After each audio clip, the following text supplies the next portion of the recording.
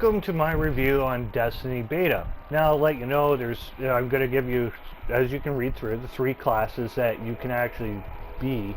There's three different races, three different classes. There could possibly be a fourth race from what I've seen online on my Grimoire. Because there's an opening there, but they won't show you it. It could be from DLC, or it could just be something that'll be added into the full game later.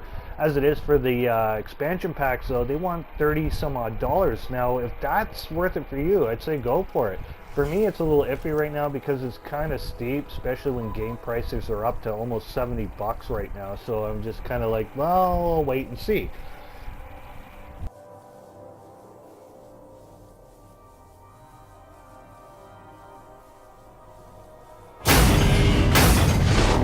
Now, the customization of the game. Now, this is pretty cool, although I have to say I would have liked to see facial hair. I have a beard, and they don't give you that option whatsoever. It would have been nice if they slipped it in the content of maybe markings, so you can use markings and add facial hair. But unfortunately, they don't have that. So you got all these hairstyles, you got all the three different races of possibly four. I'm not certain yet. But as it is, you get the color of their head, their skin, whatever. As this guy here, as you're seeing, he's actually a mechanical race, so therefore you can only color the head pieces of him. It's kind of unfortunate in that matter. When I looked it up, looked into the game so far, I haven't seen any options yet to color coordinate your armor pieces that you get. But we'll touch back more on that as this video goes and progresses on. I have to say I am fascinated with the armor pieces, like this guy in particular. As you see, like, that's a skull looking type thing, and then there's one that makes him look kind of like Bumblebee, which I thought was kind of cool as well.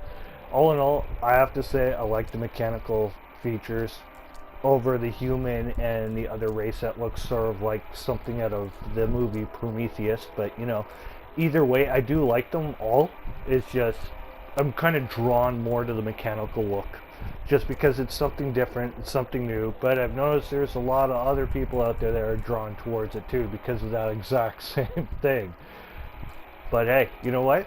Go with what you like and enjoy yourself with your customizations. There's not too much you can do where you're going to stand out as being unique amongst everybody else, though, because you know eventually it's going to catch up to you. You're going to look like somebody else that's out there. But whatever, no matter what character class you create, pick, and use, you still have your actual PlayStation name over top of the character, so you can't actually change the character's name. So when you enter the hub or the tower, I call it the hub because, you know, it's where the destination is, where everybody can socialize and meet with each other and talk, converse, make teams, whatever. It's pretty cool that way. And that's where you'll see each other's PlayStation name tags, which is actually probably the better way to go instead of personalizing a character name for that the character you create.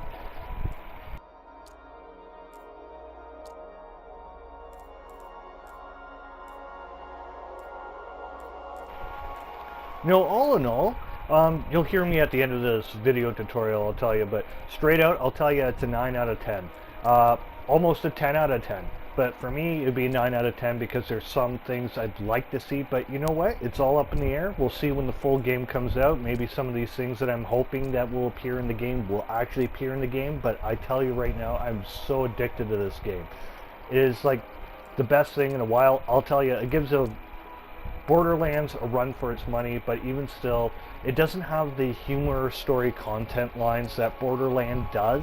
And I'd say, actually, I'm a fan of both, because I would still go back to Borderlands because it's not Borderlands. It's nothing like Borderlands. It doesn't have that same storyline or indulgent in the whole effort of trying to progress. But it does have a lot of options there that Borderlands does not have. Although I have to tell you, there's a part where you have to choose your destination, and it looks a lot like the idea that I'm hearing surface around here and there being pitched around for Border Worlds. As if you haven't seen the end of Borderlands 2, spoiler alert right now. Stop the video, don't listen anymore if that's the case, you don't want to know.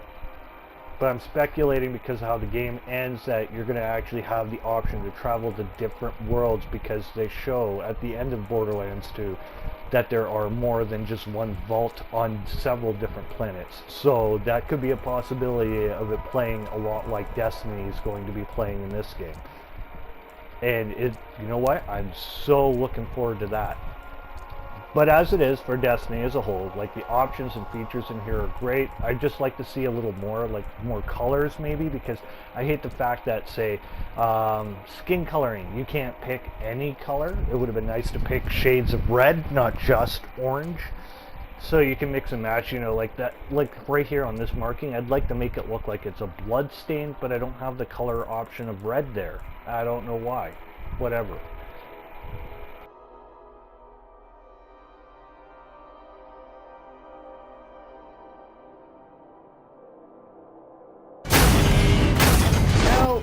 And this scene here is just a little bit after you've been resurrected from the dead, and you got to race through this one building, and it's just a quick rundown on do this, pick up that, more ahead. run here. Keep it up. You know, giving you the basics of how to actually coordinate and play properly and the controls of it all.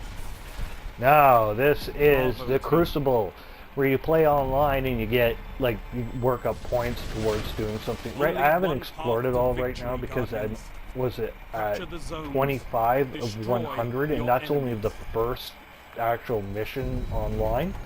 Although I have to say, it's been fun, it's great, but like most online games, I'm not all that great.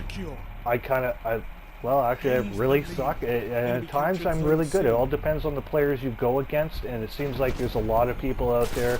They're trying to get as much game time as possible on this, which I don't blame them at all. You know, go have at it. I know if I didn't have certain priorities in my life and that I had or obligated to do so, as well as my kids, which I love dearly, I'd probably spend all day on this as well. So you know what? All to you. If you whip my ass, but don't rub it in my face. So all in all, I'll give it a 9 out of 10, as there's some features I'd like to see, but it's a great game, get it.